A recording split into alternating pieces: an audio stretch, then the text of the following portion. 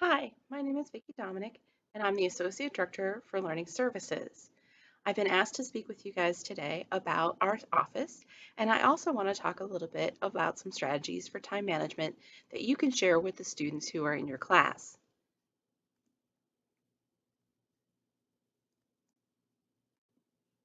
So, what we do in Learning Services is that we want to help all George Mason University students achieve their academic goals.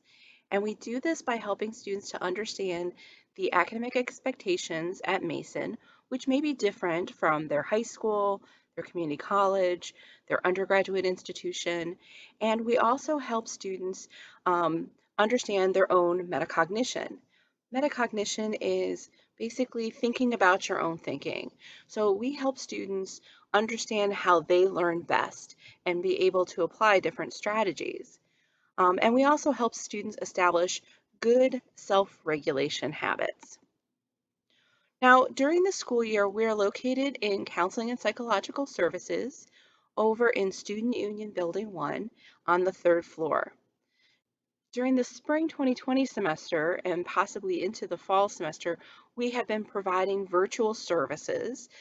So we've got information available on our website, learningservices.gmu.edu, and students can also call our phone number if they want to make an appointment with us.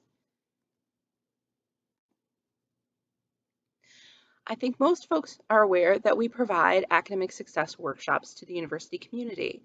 We have about 15 different topics on things like taking exams, how to study for online classes, improving your concentration, motivation and goal setting, reading strategies, note-taking strategies, just to name a few. To register for our workshops, students can go on to Mason 360 and select a workshop that they're interested in. When they register, the location will be emailed to them. So if it's a virtual workshop, the link for the virtual workshop will be sent. If we're back on campus and in person in the fall, then it would have the room location, which is usually in our office suite.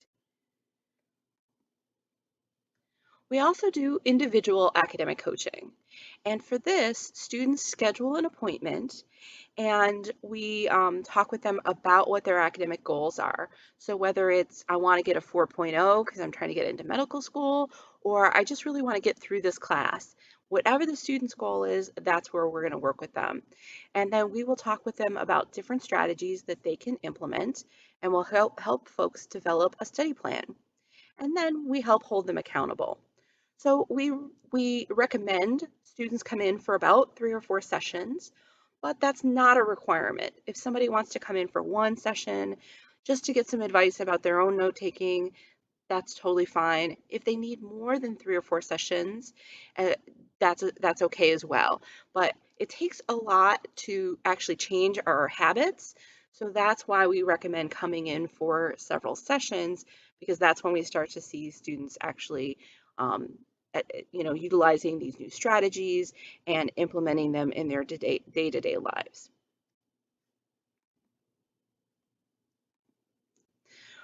If a student is interested in getting some study tips but maybe can't make a workshop time and they don't want to schedule an appointment with a learning services staff member, they can check out our website. We have a variety of videos and they are sorted by topic on things like, reading strategies, concentration, memory. So if there's a topic the student wants to just watch a video about, they can take a look at our webpage. Some of the videos have been produced by learning services staff and others have been produced by other universities and they've given us permission to link to their presentations. Finally, I just want to note that we don't provide any content tutoring in our office. So I don't have to be an engineer to help somebody perform better in their engineering classes or accounting classes because I can show them how to read better, how to take notes, how to prepare for exams, how to memorize a lot of information. Those are the things that we can teach them in learning services. But in terms of like understanding the concepts or how to make sense of some of this, a person may need to have some content tutoring. Now, there's no central tutoring center at George Mason University. We have a couple of larger centers like the Writing Center, which provides writing assistance to any George Mason University student, regardless of what class it is. And we have the Math Center, which provides drop-in tutoring, and the Chemistry Center, which also provides drop-in tutoring for students in Gen Chem and organic chemistry. But there's not like a central learning center, learning commons. They go by different names at different institutions or universities. We don't have that at George Mason. It really is up to each academic department if they're going to offer any tutoring services. So in order to make it easier for students to locate any tutoring, we maintain a list of tutoring resources on our website. The other thing to remember is that tutors go by different names depending on what department they work for. So, for example, like statistics tutoring is done usually by the teaching assistants. If a person's taking a biology class, if that's part of the STEM Accelerator program, there may be a learning assistant who does tutoring and review sessions. In the Vosgenos School of Engineering, there's the peer mentor program, and so they go by the term peer mentor, but they're tutors. So it really just depends. So to reduce the confusion and make it easier for students to locate the kind of tutoring that they're looking for, have them check out our website. If there's not a tutor available, they should make an appointment for academic coaching. Because like I said, I don't have to have that background necessarily to help that student perform better in that class. All right, so I want to talk to you guys a little bit about time management because this is the number one issue that we work with students on when they come in for academic coaching. And we have provided the lesson plan for University 100. And so I want to go through some of the activities and describe them to you. So if you decide to present this to your class, you'll have some sense of what we were trying to get at. Or your other option is to invite learning services to present to your students. And we can either do that if we're back on campus and in person, we'll come and visit your class. If we're online, we will do a virtual webinar-based presentation to your class. Just reach out to me and let me know what you'd like, and we will try our best to make it happen. All right, so the things I'm going to touch on, I want to talk about a time estimate exercise. I want to go over the big rocks theory and introduce a model of learning called the study cycle. And then we'll talk about the 3 levels of time management. And then I want to leave you with this idea of eating the frog. All right. So when I'm doing the time management workshop, the first thing I usually ask is, why is it important to manage time? And so we'll facilitate a discussion with the students about the different reasons why they try to manage their time, like to make sure that they're on top of their work, to reduce their stress level, to make sure everything gets turned in on time, to make sure that they have time to do the things that they want to do. And then there are some folks who are like, I don't really manage my time. I just kind of keep things in my head and I'll do what I need to do when I need to do it. And then we ask if that has had any challenges. And most of the time somebody will say, yeah, I did overlook an assignment or I forgot about something and I had to stay up all night in order to achieve it. And I know that all-nighters are seen as a rite of passage in college, but if you manage your time, there's really no need to do that. All right, so we usually start off with this time management exercise and we ask folks, how do you spend your time and how much time do you think you should be spending studying?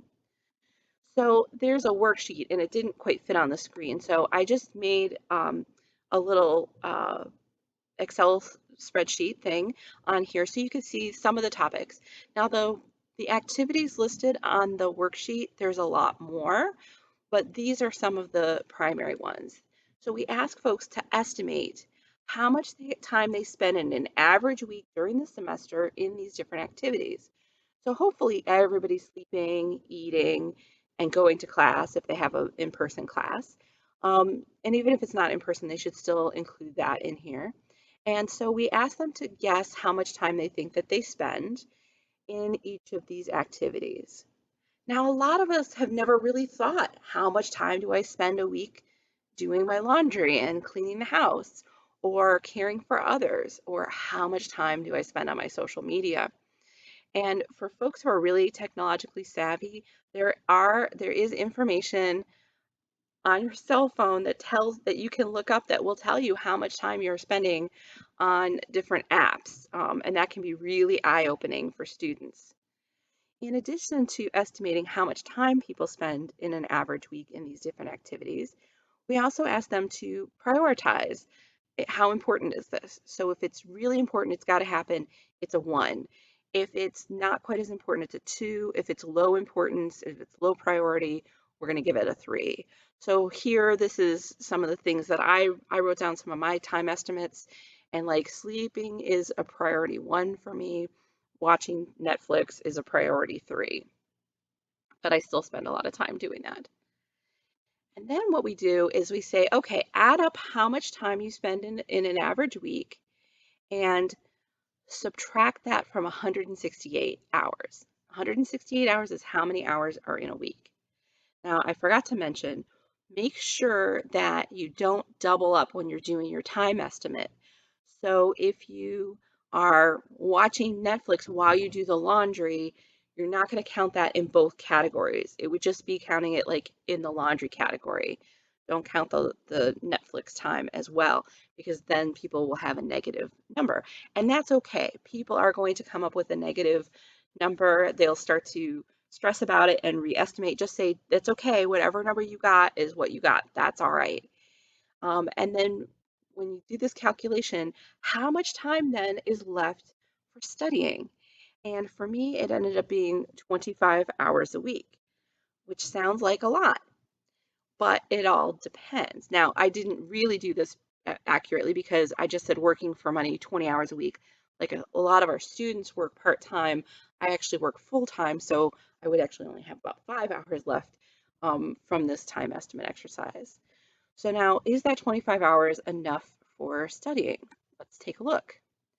On the flip side of the worksheet, there is a table where students can fill out their courses, how many credit hours. Now, it might say like number of hours in class. Just go by the credit hours. That's a lot easier because students will start to estimate and go, well, I'm in class 3 times a week, 50 minutes each time. It's this many minutes. It's 3 credits. Just say 3 credits. Um, and so I've estimated out, and they don't have to put like the whole course name, just enough information so they know what the class is. And so I've written a list of classes, how many credit hours they're worth.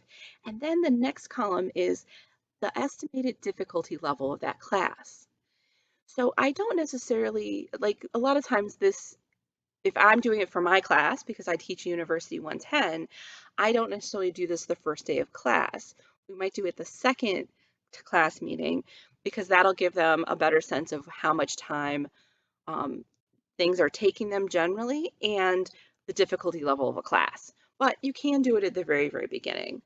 And then I usually tell students, like, if they're not sure about the difficulty, a lot of times we'll know what the difficult classes are and we can advise students about that. But like I have communications, it's not that it's a difficult class necessarily, but it can take a little bit of time. So I gave that a 2. Biology, in this case, I had in mind something like genetics or anatomy and physiology. That's a difficult class. It's very time consuming. Math, I gave it a 2, psych a 2, and university 110, my class, which I hope is an easy class.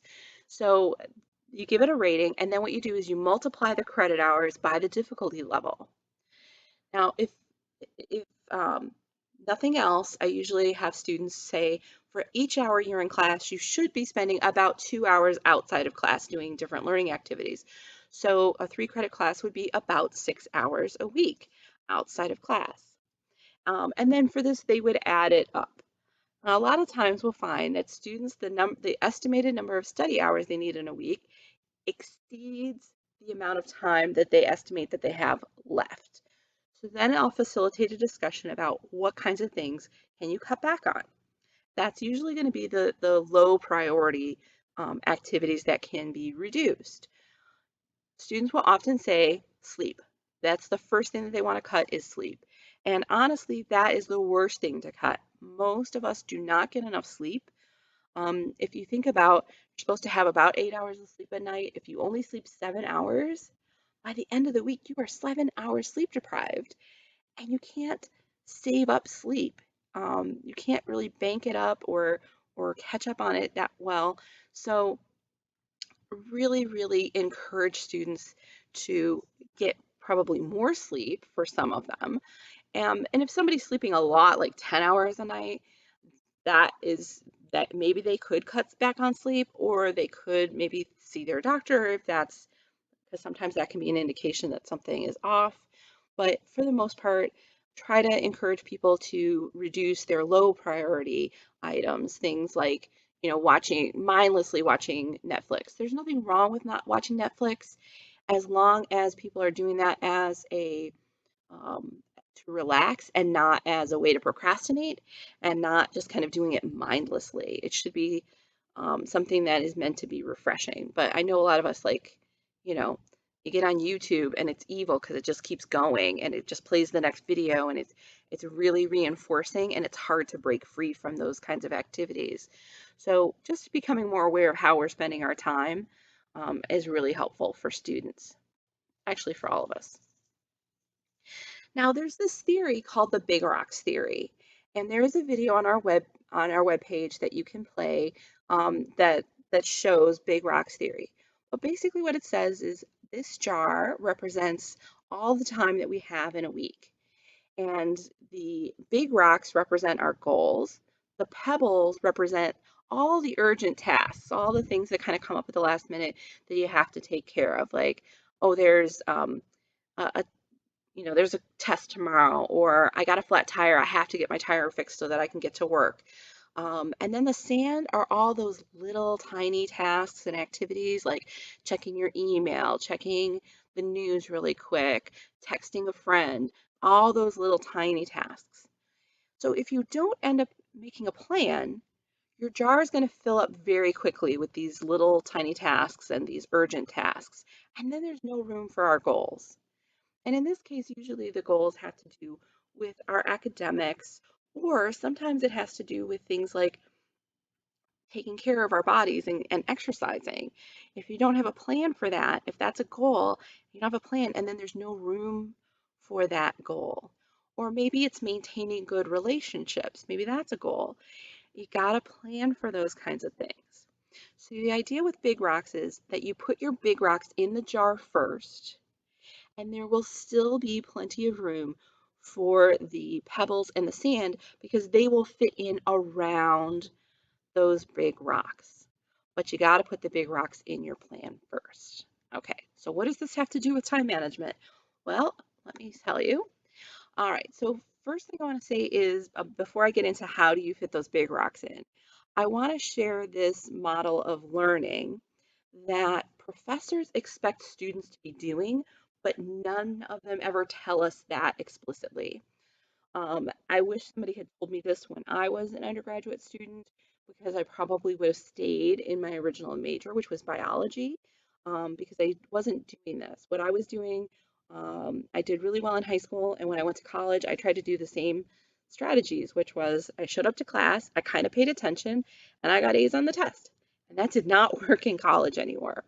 So when I learned about this model of learning later, I was like, oh, a light bulb went off.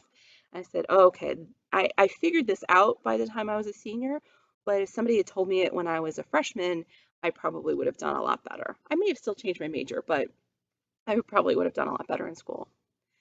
So the idea with the study cycle is that there are 4 phases.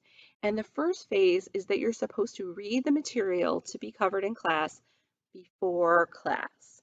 The professor provides a syllabus, and on the syllabus, if there are any readings, the professor usually lists them. So week 1, chapter 1. You're supposed to read chapter 1 before you come to class. Now, you're not trying to memorize chapter 1, you're just trying to get an overview of the content, because phase 2 is that you're going to go to class. So the first time we read it, we might not completely understand it, but then we're going to go to class and we're going to hear about it. So we're using different senses to take in the information. I'm reading and then I'm listening and I'm writing notes. And if I'm writing notes by hand, I also have a visual, spatial, and kinesthetic senses that I'm used to take in the information. Folks should go to class, listen, pay attention, participate, not do work for another class. As much as we'd like to be able to multitask, really you can only pay attention to one thing at a time. So either you're paying attention to the lecture or you're paying attention to the assignment you're doing for another class, or you're paying attention to your Instagram feed if you're looking at Instagram during class. So really refrain from those other activities. Even if class is kind of slow, you can use your thought speed for other things, but take some notes, and then as soon as class is over, review and process your notes. That means read through them, make sure that they make sense. If you missed something, ask another classmate, hey, I kind of phased out when she said phase three. What did she say phase three was? Or you can look it up in your book, or you can look over the PowerPoint slides, or you can email the professor. Hey, professor, I followed you up until this point and then I got kind of lost. Spending just 5 minutes after class reviewing your notes will make a huge difference, because if you wait until 4 weeks into the semester when your first exam is, and you look back at your notes, they won't make any sense. So spend a couple minutes, write out any abbreviations, fill in any gaps, um, make maybe color code. Some students will go through and color code their notes. You don't need to recopy your notes. That's really time consuming and actually does not help improve your understanding or your retention of the information. It's better to go over the notes and use something like Cornell notes or color code them, have some meaning to the notes instead of just like mindlessly reading over them. And then phase 4 is to use intentional study sessions. Now, this is going to look different in every class. So, for instance, a math class, intentional study in a math class is doing practice problems. And often there's homework in math, but it's not graded. And students will say, well, I understand the material. I don't need to do it. Well, we don't learn math or accounting or chemistry or physics by watching somebody else work problems on the board. We learn that information by actually working those problems ourselves. That's what's going to help us get ready for the exam or the quiz about the information. In a different class that has a lot of vocabulary, like anatomy and physiology or abnormal psychology, some of those classes have a lot of terminology. Making flashcards, whether they're paper flashcards or virtual flashcards on something like Quizlet, that's going to be how we're going to get ready, how we're going to intentionally study.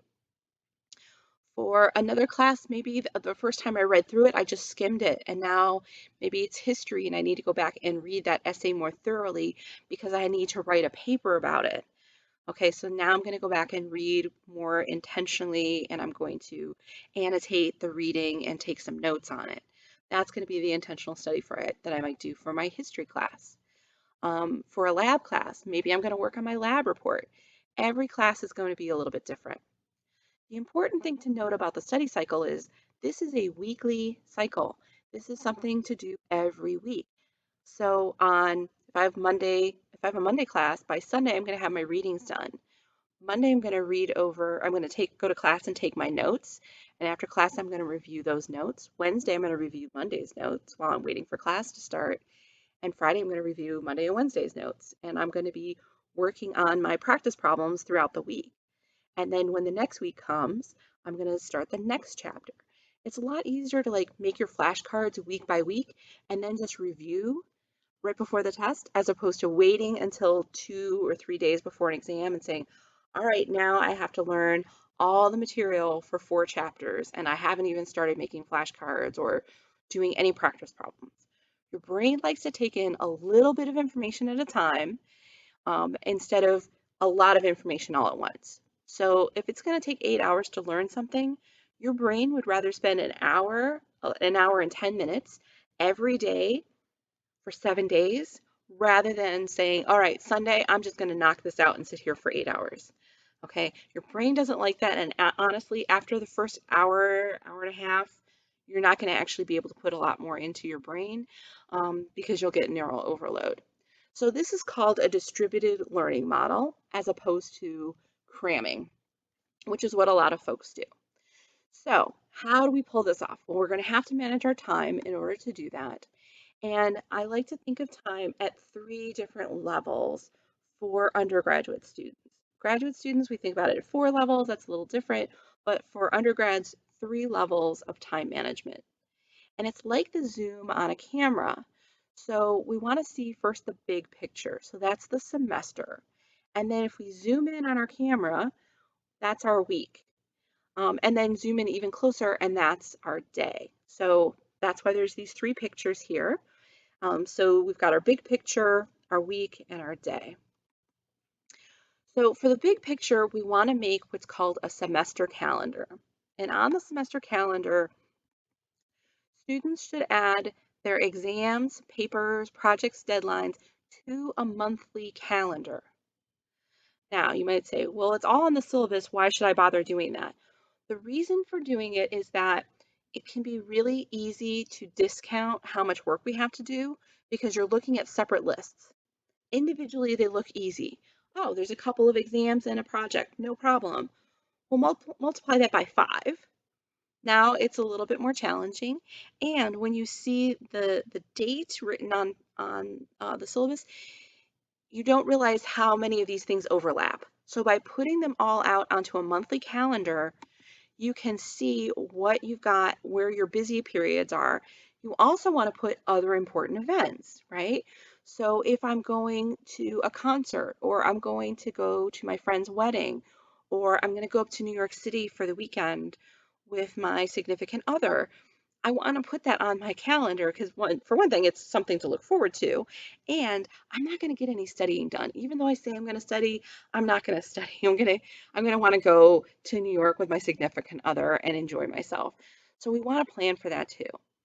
So if you do nothing else for time management, at least make a month-to-month calendar for the whole semester. So I've plotted out just 1 month on here with some examples of things. And like I said, individually, it doesn't look that bad. When we put it out, though, we see every week this person has something due. They have something that they need to work on. In fact, each week, except for the last week, they have 2 things to work on. So it can be really helpful to do this. And we'll often see like there's a week that seems like all the professors got together and have an exam or something due. And that's not, we don't, the instructors don't conspire. It's just there's natural periods of the semester where you're going to do an assessment. So if you're doing 3 exams, there'll be one a third of the way through. So that's why you see a lot of overlap. But if you write it all out, then you can see, oh my gosh, I've got a lot of things due. I want to make sure that I get ahead. This helps with procrastination. When we see the passage of time, it makes it easier to motivate ourselves to actually start working on these projects. All right, so that's your semester. Now, on the weekly schedule, this is your time schedule, your routine for the week. What goes on your weekly schedule are your classes, your work schedule if you're working, if you have any meetings, and then I also like to include like travel time, if you have to commute to campus, or time to get ready, meals, and things like exercise. So again, now we're going to start to put our big rocks into our schedule, right? So we started putting our big rocks in on the monthly calendar. And here, if classes are important, if work is important, if exercise is important, we're going to put those big rocks into our schedule. All right. So in high school, a lot of students would have had kind of block scheduling. And this is not an example from here in Virginia, but it is from another high school area where I lived. And this was a typical schedule where students had the same class 5 days a week. There's a little bit of variation midway through the day, um, but they had class regularly. And then you get to college, and your schedule looks like this. Now, those blocks of time that are black, they're free time, they're unscheduled time. We would hope students are studying, but a lot of times when I talk with folks about what they're doing, they're telling me they're going back to their residence hall room to take a nap. They're going to play video games with their friend. they're maybe commuting back home if they are commuting, and then they're like, oh, I didn't want to come back from my Math 113 class. I just didn't feel like it, or I couldn't find a place to park. And it's like, well, that was 2 hours you could have used. You could have just stayed on campus and got some work done. So having students write out their schedule so they can, again, visually seeing it makes it a lot easier. When you're trying to remember your schedule, it's eating up a lot of your working memory, and there's not a lot of room left then to actually do your work. So by writing it out so you can see it, or referencing, if they have used Patriot Scheduler and it's all written out on Patriot Scheduler or in Navigate, you can also just look at your class schedule on Navigate. It'll put it all on a calendar for you. Just seeing it, it can be really helpful for planning. Now, this person, exercise is important, so they have added a specific time to work out, and dinner is important, so they've added a specific time for dinner. Now, I know the schedule really goes from probably earlier in the morning until at least midnight, but I couldn't fit that kind of schedule on the screen and still make it readable, so I've squished it a little bit on here, but you get the idea. Now, I used to have students schedule their study time, but I stopped doing that. One reason I stopped doing that was because week by week, different classes have, some classes have more work to do than others. And so it didn't always make sense to have the same amount of time, that 6 hours. If I said like math is an average class and I need 6 hours a week outside of class to do work for it. And that would include things like reading the book, doing the practice problems, going to the math center for help, um, just trying to understand the information, making flashcards, whatever. That 6 hours is spent doing all of those learning activities, not just studying. Um, so instead of blocking specific times for specific classes, I've moved away from that. Now, some students still like to set specific study times, but they might not say what class. So for Monday and Wednesday, they might designate that 2 hours as study time, and it's going to vary depending on what the student, what the demands are in the different classes. But anything that's really important should be written onto the schedule so the student can see it. If they're taking an online class, they should schedule time to go to class. All right, so what I mean by that is classes that are 3 credits are supposed to have 3 contact hours plus work outside of class. So even if you're not going to an in-person lecture for 3 hours a week, your professor has designed activities for the online version of the class. It might be video lectures that you have to go through and watch, but you still need to account for class time in addition to time, outside of class learning time. So I recommend that people schedule specific time to review those lecture videos if that's something they have to do, and treat that like a face-to-face class and go to that time. And if somebody says, hey, you want to go catch a movie? Sorry, I have class. They don't need to know that it's online, but it protects that time and it's good routine for you to maintain. Okay, so that's something that I forgot to mention about the being online. Now the third level is the day. And there's a worksheet that I give to a lot of the students I work with. And it's because a lot of students I work with don't use any kind of a calendar, planner, or anything like that. You don't need this worksheet to do this though. It can also be done in a handwritten planner, or it can be done on an electronic calendar like Google Calendar or the Outlook calendar have something called the task list. And so students can activate the task list and add tasks to it. Okay, so instead of having people say, I'm going to study math on these days and these specific times when it's the out of class kind of stuff, I've instead moved to this model where we talk about their goals for the week. So I have folks think about the upcoming week.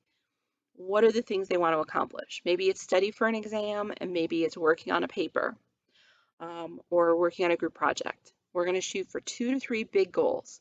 Now, there's other things that need to be done, like that regular blog post that you have to put up every Sunday, or working practice problems, or reading a chapter. Those tasks still need to happen, but we want to keep in mind like the big broad goals for the week. And then what we do is go day by day and figure out the 2 to 3 most important study activities for each day.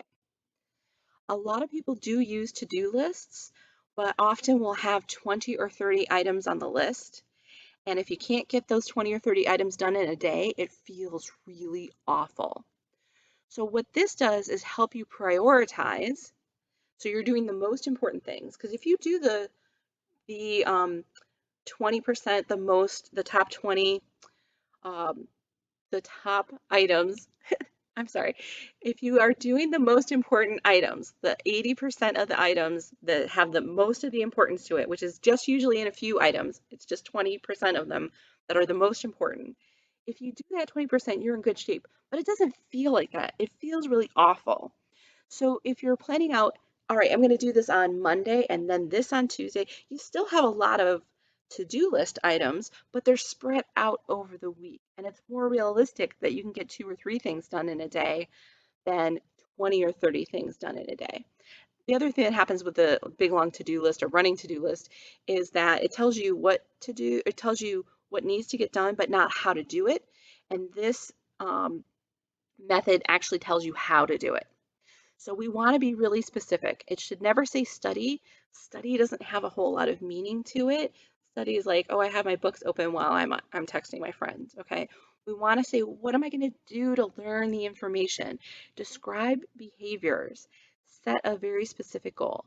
So instead of study math, I'm going to say complete problems 1 through 15 in chapter 3 of my math book. That's how I'm going to study for math. All right, so this is what the worksheet generally looks like. And so this is an activity you can actually have them do in class. And then if you're in having class face to face, and then walk around and then give people feedback. And so if you see them writing study, all right, how are you going to study for that? So for this person, they have prepare for an exam, finish proposal presentation, and start on their group project. And then I've kind of color coded the different blocks. So for Monday, to get ready for their exam, they're going to create flashcards for chapter 9. And then they're going to work on their final edits to their proposal. And then for their group project, they're going to read chapter 5. Okay. And then the next day, the deadline for the proposal is coming up. So that becomes the most important thing. And studying for the exam drops to the second most important activity. And then to get ready for a research project, they're going to locate and read 10 sources. So what we've done here is we've made very specific, all right? We've made them measurable by saying I'm going to do chapter 9, or I'm going to do 10, or I'm going to do 5. We've made it measurable. We've made it attainable, relevant to what we want to do, and time bound by saying what day of the week we're going to do it. So these are, of course, SMART goals. We are actually making things very specific and measurable and putting a time on it. So then what we do is I'll have students, not in a workshop, but if they're taking my class, we'll keep track, or if they're seeing me for coaching, and check off the things they've done.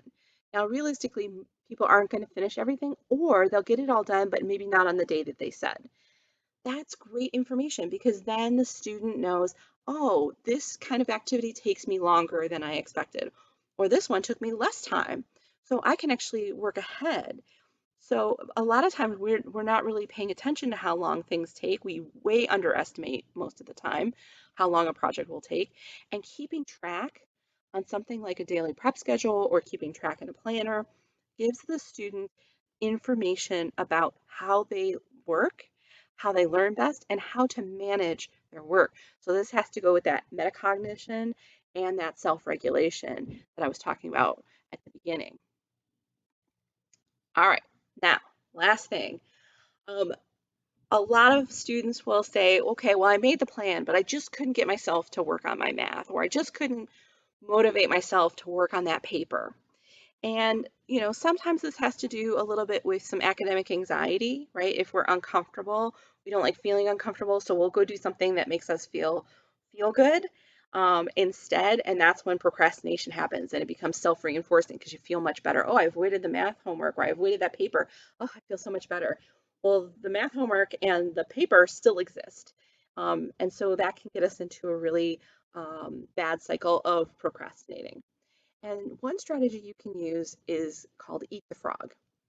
So imagine that every day you have to eat a frog. Okay, there's no getting out of it. You absolutely have to eat the frog. You must do it. Would you rather eat the frog at the beginning of the day, middle of the day, or the end of the day? If you choose to eat the frog at the end of the day, what are you going to think about all day long? That frog. You're going to think about how gross that frog is, how slimy that frog is, how you don't want to do it, and it's going to eat up your whole brain thinking about it, and it's going to ruin your day. If you eat the frog at the beginning, though, it's done. Now you don't have to think about eating the frog for 24 hours. So, with schoolwork, if there's a project or an assignment you don't want to do, or maybe a class that's not your favorite class, do it and get it done first. It doesn't have to be like, I'm not saying get up super early in the morning and get it done, but plan for it earlier in the day rather than waiting. What we tend to do is like, I'm going to do my math after I do this assignment and this assignment and this thing that I like a lot better. And then, oh, it's 11 o'clock at night. I'm too tired to do my math. I'm going to go to bed. All right, so instead, prioritize and get that math done or work on that paper for at least, 30 minutes or an hour. Eat that frog, and now you can move on to your other stuff, and then hopefully have some time for some fun activities at the end of your day and relaxing instead of worrying about homework or a paper that you need to work on. Okay, so that's all that I have to share with you today. Thank you so much for your attention during my presentation. Please contact us in Learning Services if you have any questions, and I hope you have a great semester.